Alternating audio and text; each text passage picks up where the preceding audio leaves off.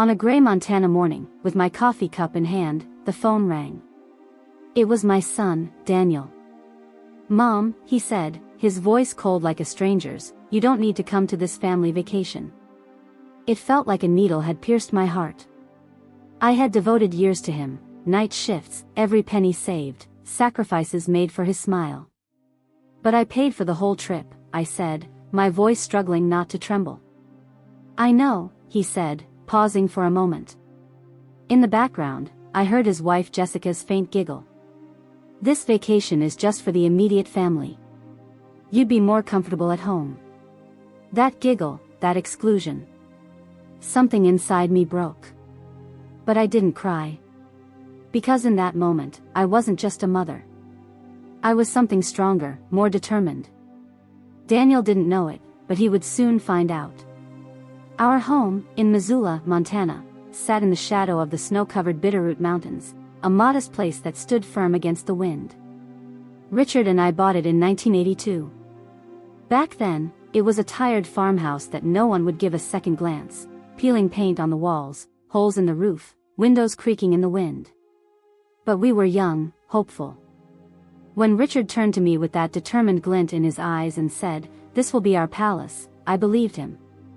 With every paycheck, every dollar earned from overtime, we slowly worked on that house. Richard climbed onto the roof, I tore down wallpaper with my hands, we brought the wooden floors back to life. When we saw the small apple trees we'd planted in the backyard bloom for the first time, it felt like the house was thanking us. And there, Daniel was born. He took his first steps on that worn porch. Despite its scratched frame, he rode his first bike in that garage. We had snowball fights in the yard, chased fireflies on summer evenings. Everything was worn, weathered, but we were completely happy. But life can change direction in an instant. When I lost Richard, Daniel was only 15. That day, I saw a fragile trace of his transition from childhood to adulthood in his eyes. My grief was immense, yes, but I swallowed my pain to wipe away his tears. At night, I worked at the town's rundown diner. My hands, cracked from dishwater, came home red, but I prepared Daniel's breakfast each morning so he could make it to school. I gave my money, my health, my youth so he could go to college. I never complained, because motherhood had no right to complain. But years later, Jessica entered our lives. At first, I liked her. Her sweet smile and interest in Daniel gave me hope. My son won't be alone, I thought. But when they moved into our home, things changed. It was a quiet, slow, almost imperceptible change, but deeply profound. Jessica established her own order. One day, she threw out the quilt I'd sewn with my own hands. She changed the curtains, moved our family photos to the attic. Even Richard's smiling portrait, once hanging in the living room, was now invisible. I had become a guest in my own home. My grandchildren were born, their laughter gave me strength, but I grew accustomed to staying in the shadows. This is what family is, I told myself. Patience, sacrifice, silence. Then, at a dinner one evening, the idea of a vacation came up. Jessica's eyes sparkled as she talked about the Caribbean. "The sea, the sun, just us," she said. That "us" excluded me, but I smiled as if I hadn't noticed. "Maybe I can help," I said. Daniel looked surprised. "Are you serious, Mom?" There was a rare excitement in his voice, one I hadn't heard in years. I responded with the same calm, "Of course. Your happiness matters most." That night, in the quiet house, I logged into my bank account. I looked at the $45,000 I'd saved over the years. It was the money for the future Richard and I had dreamed of, perhaps for a peaceful retirement one day. But I'd made my decision. I would spend that money for my son's family to make memories. Plane tickets, the Caribbean's most luxurious hotel, the boat tour Jessica dreamed of. I paid for every penny. It's worth it, I told myself. It was worth it for their happiness.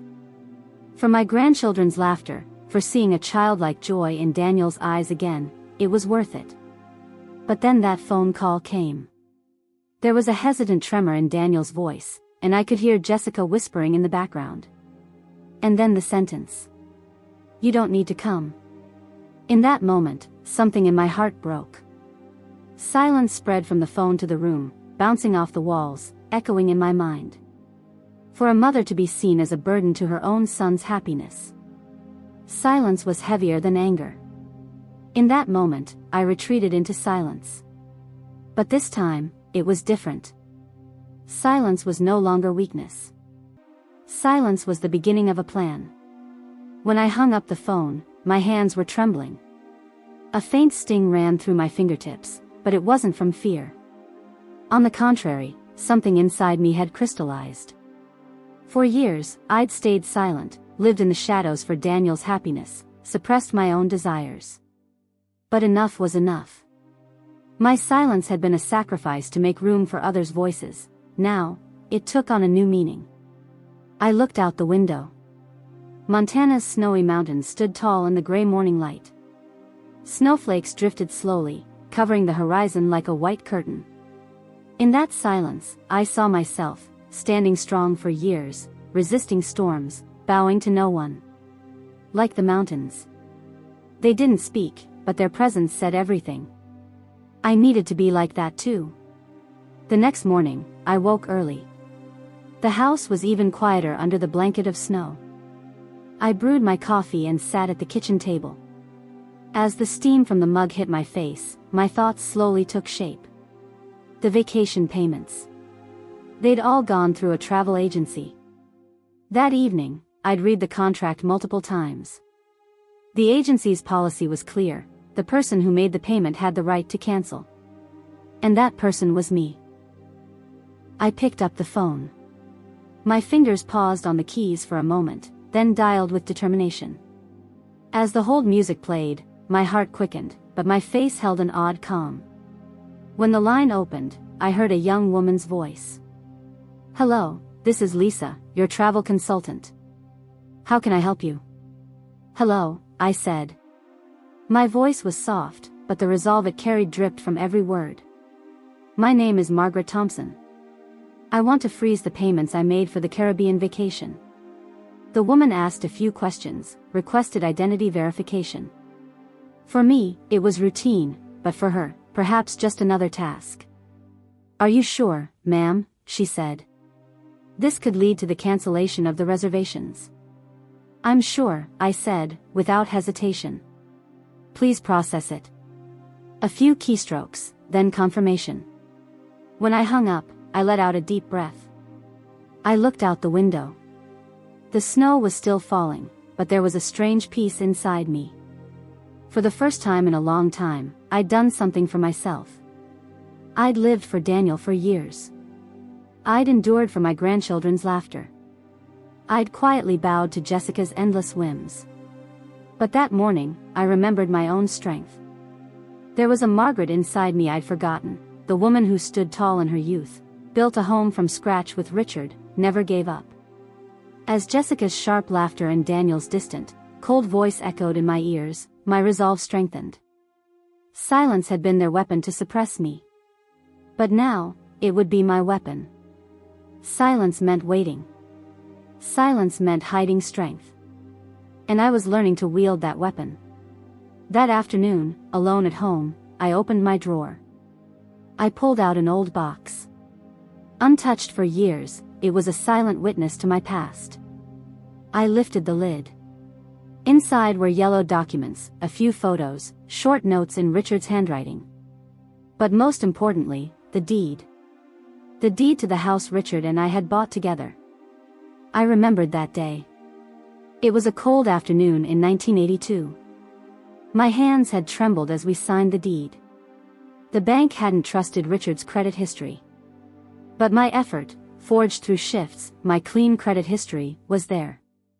We'd bought that house with my determination. The deed bore my name alongside Richard's.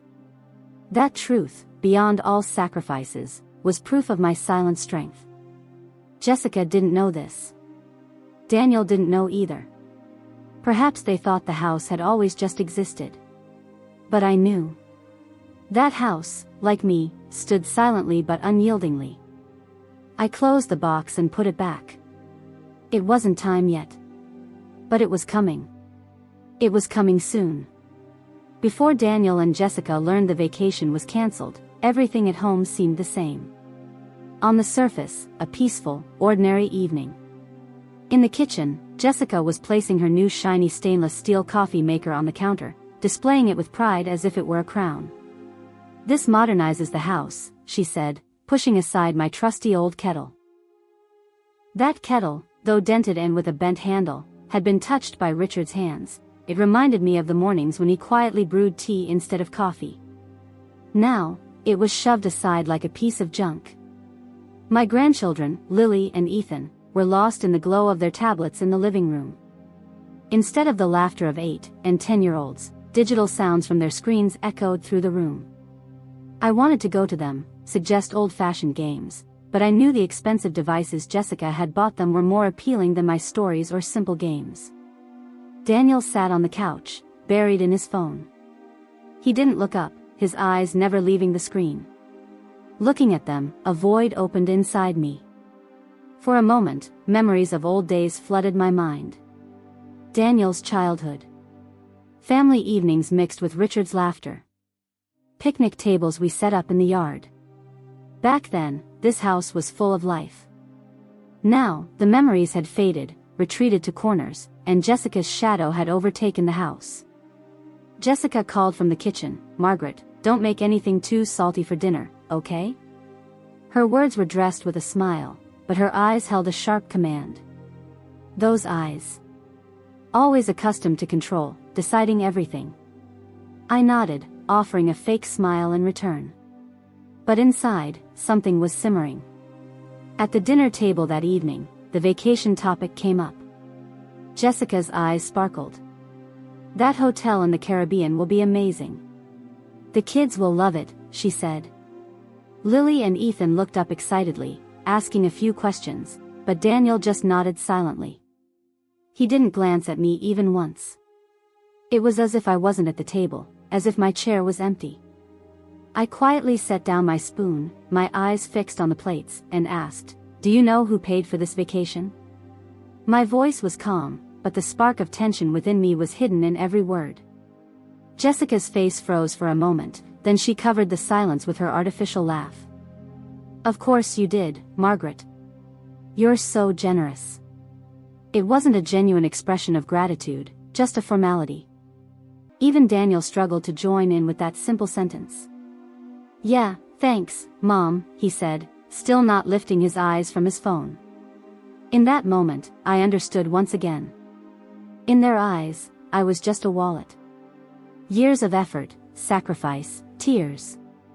All reduced to a mere payment machine. But this would be the last time. The next day, an email landed in my inbox. It was from the travel agency. "Your payments have been officially frozen. Reservations are in the cancellation process." Reading those words, I felt an indescribable satisfaction. I imagined Jessica's face, her giggles abruptly stopping, her lips twisting in anger, her eyes widening. Daniel's shock. But they didn't know anything yet. And I wasn't going to tell them. Silence was my greatest weapon. That day, alone at home, I pulled an old box from the drawer. When I opened its lid, memories whispered to me from the past. A letter written in Richard's trembling hand. He had written it a few weeks before his death. The paper was yellowed, the ink faded in places. But the words were still alive. "Margaret," Richard wrote, "if Daniel ever turns his back on you, don't give up. You are the backbone of this family. Without your resilience, none of us could stand." Reading those words, my throat tightened. It was as if Richard were speaking to me from years away. Holding the letter in my hands, something inside me solidified. I wasn't alone in this fight. His voice, his belief, was with me. Yes. Silence was only the beginning. A week passed. The days dragged on slowly, the house was quiet, and snow still fell outside. The silence within me was no longer an uneasy void but a growing strength. Then the phone rang. Daniel's name was on the screen. I hesitated for a moment. Should I not answer? But I picked up. "Mom," he said, his voice a mix of panic and anger. "What did you do?" "The travel agency says the vacation's cancelled. The payments have been stopped." I stayed silent. I could hear his breathing, the frantic, familiar tone beneath his anger. Years ago, when he was a child, he'd make the same sound before crying over a lost game.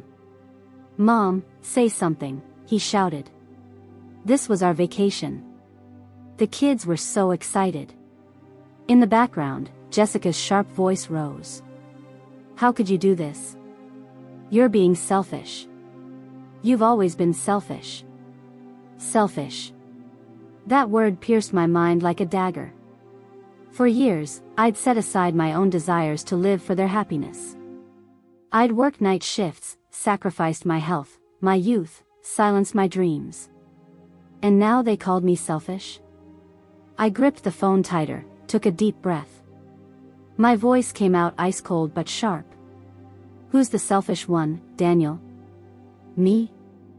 Or you, who excluded me from the vacation I paid for?" A silence fell on the other end.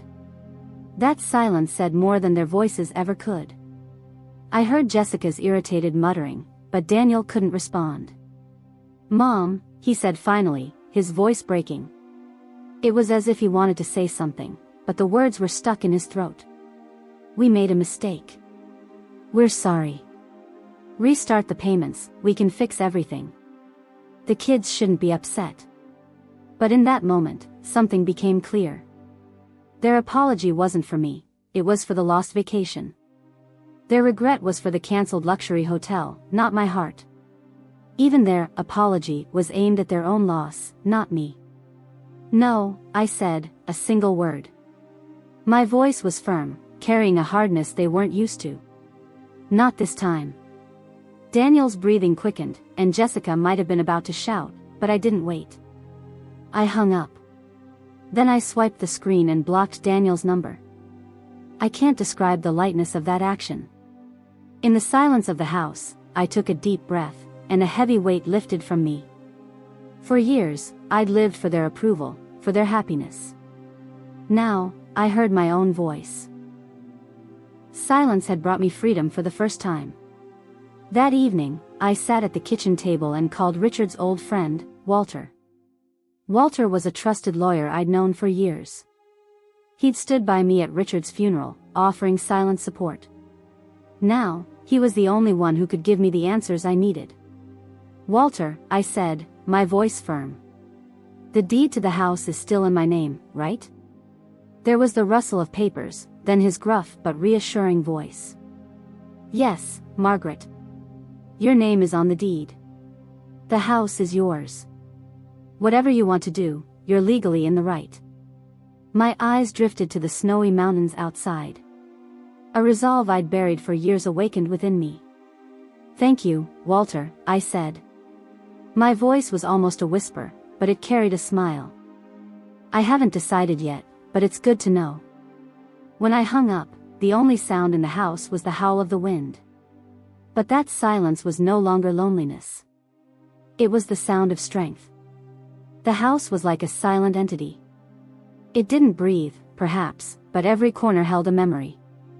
The kitchen counter's edge. Years ago, little Daniel had sneaked cookie dough there, caught with flour smeared on his face, bursting into laughter. Even now, looking at that corner, I could hear his laughter echo. In the backyard, there were the rose bushes Richard and I had planted together. The red roses that bloomed in spring reminded me of his strong hands and patient love.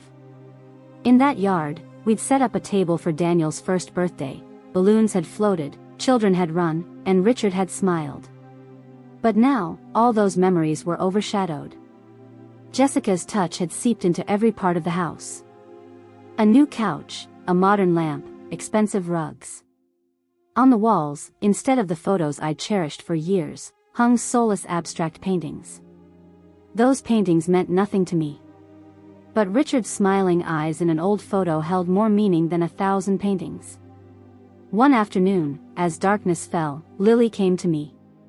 Her small footsteps approached the couch, and she climbed into my lap. "Grandma," she said, her eyes filled with seriousness, "why do you always look sad?" My heart ached. A child had noticed what adults refused to see. Her small hands held my tired ones. "I'm not sad, sweetheart," I said, stroking her hair. "I'm just a little tired." But I was lying. That tiredness wasn't mere exhaustion. It was the cost of staying silent for years, living in silence. I'd suppressed my voice, buried my feelings. And that burden had settled on my shoulders. That night, lying in bed, I couldn't sleep. I pulled Richard's letter from the nightstand drawer. The paper was worn, its edges yellowed, but the letters still stood tall. I'd read it countless times, but it always felt new. "You are the backbone of this family," Richard wrote. Those words held my hands, lifted me up. Even in his absence, he gave me strength. I pressed the letter to my chest, and tears streamed down my face. But this time, they weren't from despair, they were from a reawakened resolve. The next day, as the first rays of sunlight filtered through the snow, I made a decision. I would no longer be just an observer. The house reminded me of the past but had also become my chain. Jessica and Daniel thought this house was theirs, as if I were just a forgotten shadow in the corner. But the truth was written on the deed. I called Susan, the best realtor in town. I'd known her for years, she was warm but deadly serious about her work. After a brief silence on the phone, I said, "I want to sell the house." There was shock in Susan's voice. "Margaret, you've lived in this house for years. Are you sure?" My eyes fixed on the abstract painting on the wall, then I thought of the photos hidden behind frames. "I'm sure," I said. There was no tremor in my voice. "We need to move fast." The next day, Susan came over. She inspected every corner of the house, took notes. She pulled out her professional camera and snapped photos. As I walked beside her, I felt an odd peace within me. It was as if each flash of the camera erased a bit more of Jessica's shadow. "The market's good," Susan said, finishing up. "A house like this will sell quickly. If you want, we can find a buyer in a few weeks." In that moment, I understood. This wasn't just a financial decision. This house had witnessed my silence for years. Selling it now meant breaking my chains, reclaiming my freedom. Jessica and Daniel thought the house was their right. But the deed spoke my name. And now, that deed would no longer stay silent. Susan worked fast. Listing the house took only a week. As soon as the professional photos hit the internet, her phone started ringing.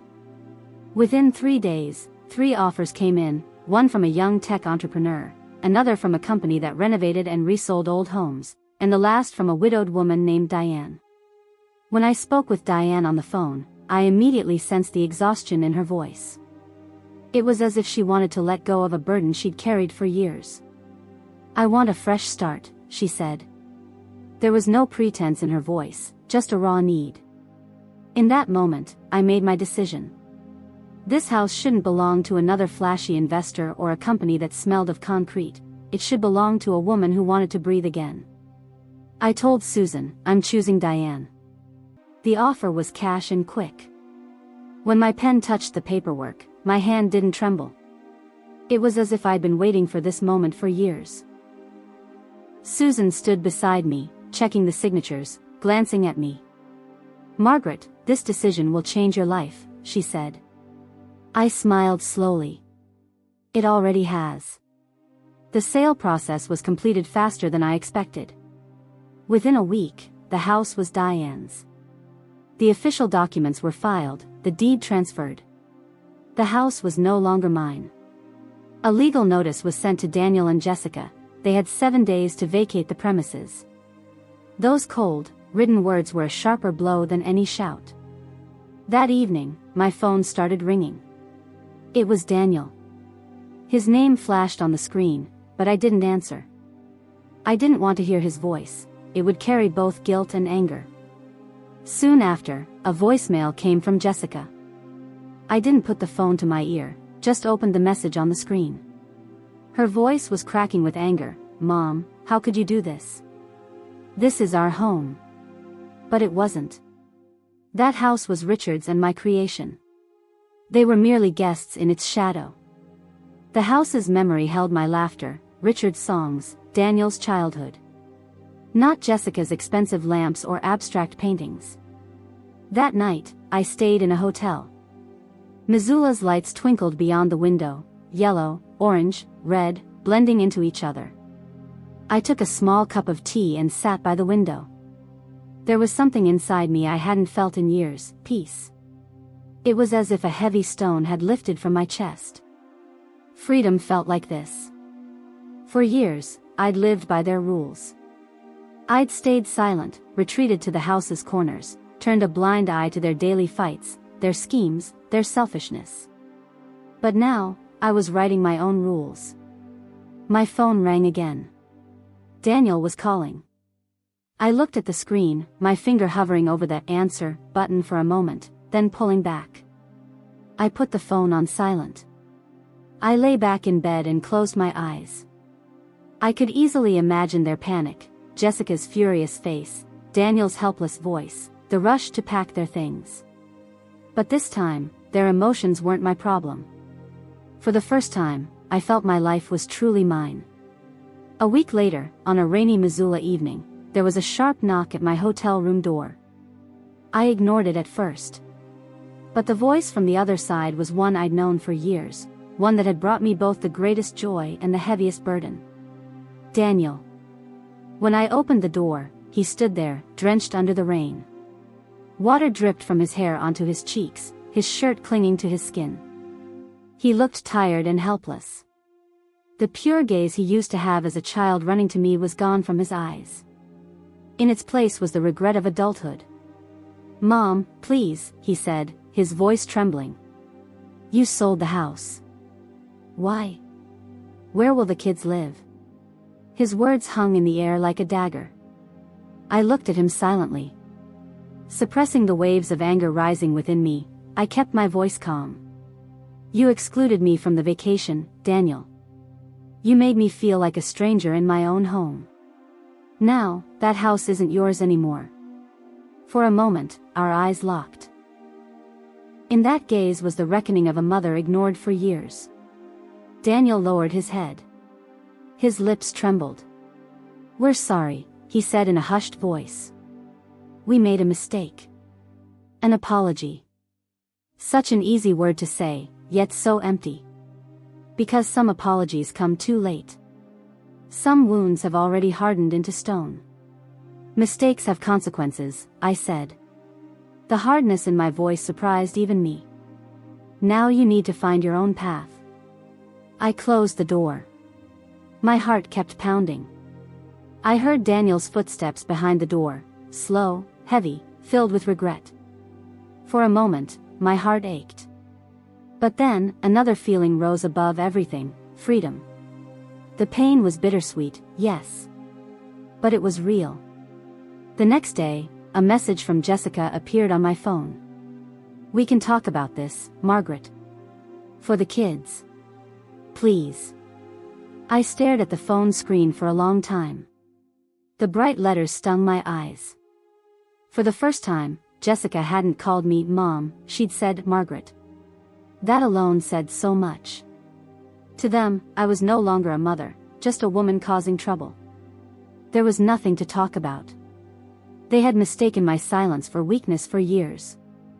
Every time I stayed quiet, they thought themselves justified. Every time I looked away, they pushed further. But they didn't know, silence is the purest form of strength. The silence before the storm. That evening, sitting at the small table in my hotel room, I took out a blank notebook. For the first time in years, the pen felt light in my hand. I made a plan. With the money from the house sale, I would buy a small cabin by a lake. A place in the shade of pine trees, where I'd wake to birdsong in the mornings and fall asleep to the hum of the wind at night. My place, my peace. I closed my eyes and imagined a small porch with a rocking chair.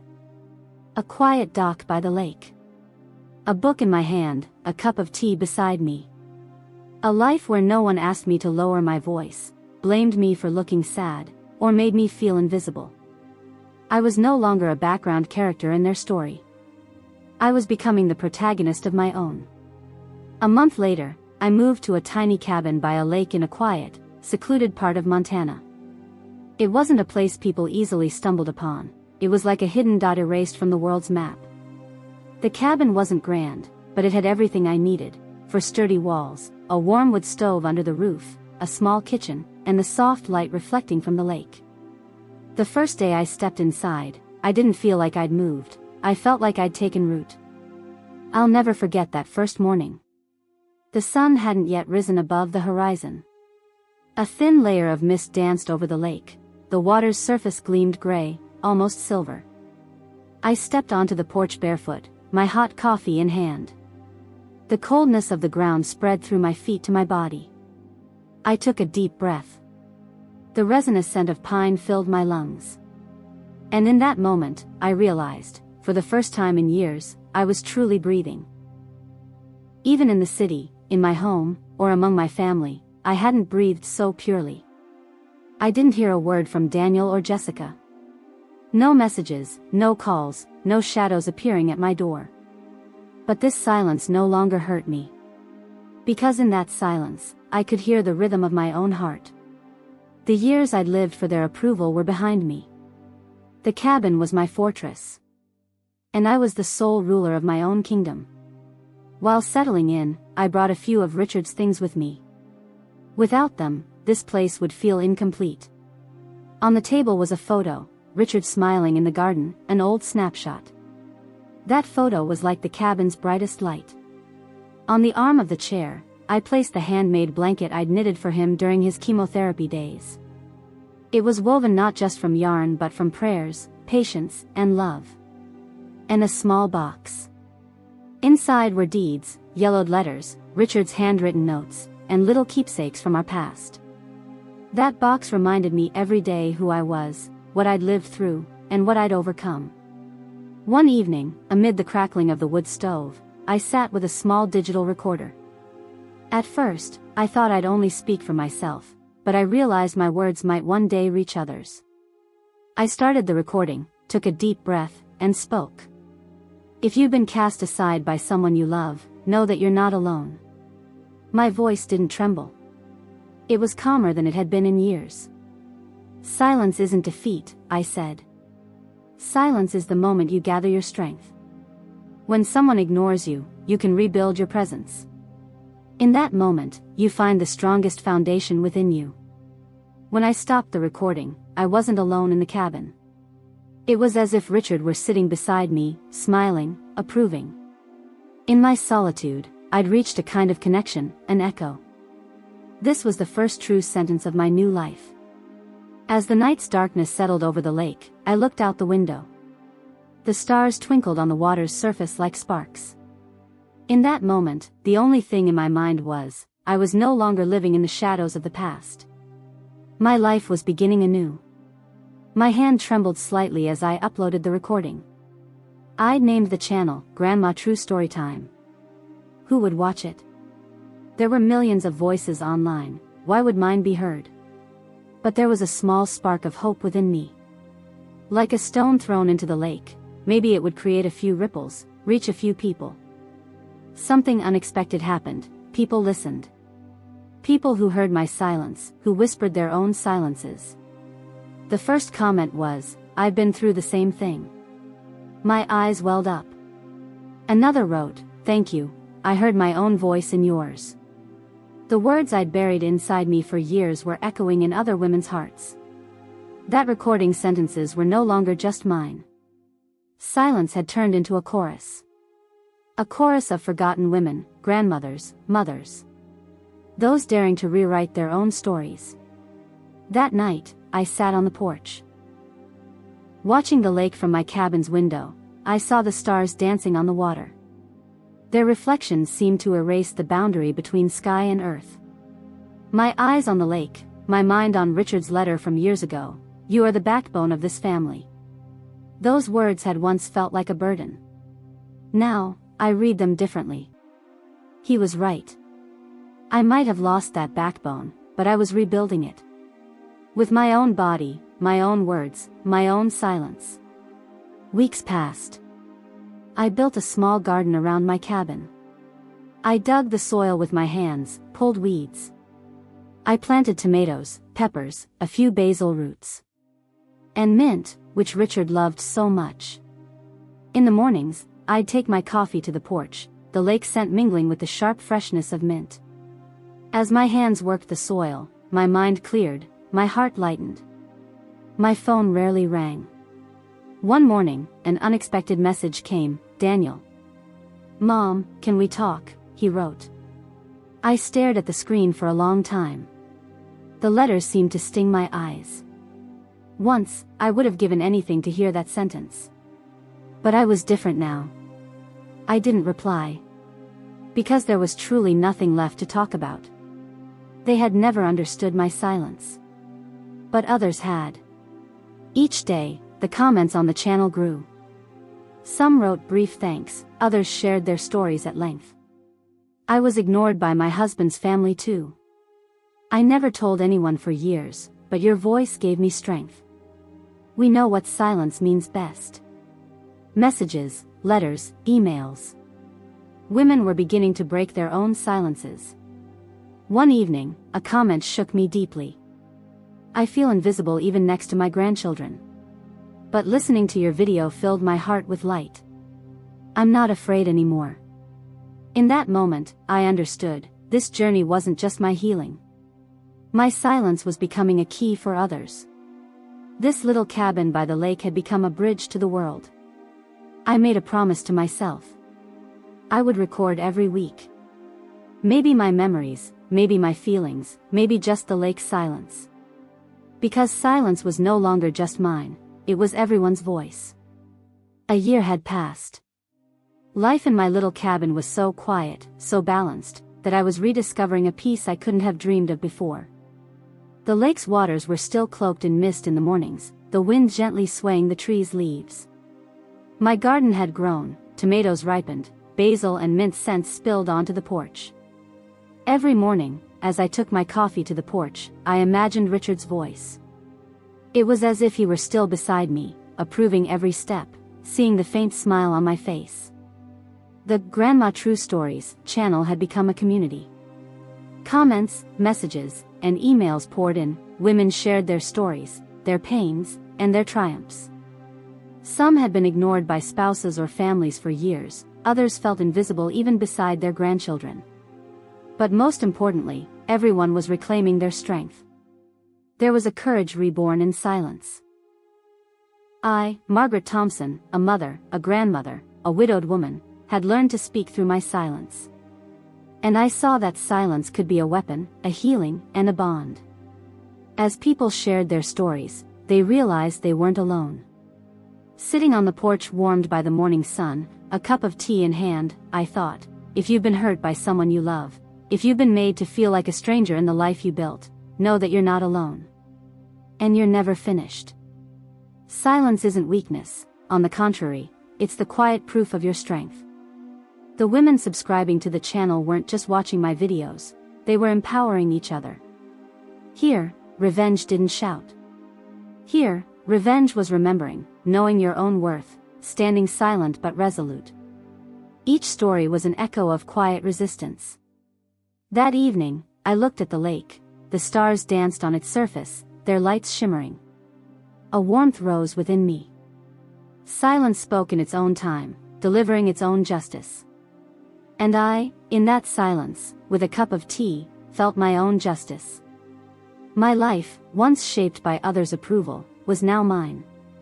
And I understood that justice doesn't come with loud shouts, it comes with patience, calm, and knowing your own worth. Silence, in its deepest form, is justice. As a new day began in my cabin, I breathed in not just the lake's peace but the power of silence. Margaret Thompson was now a silent but strong woman. And her story was a light for everyone seeking to hear their own voice.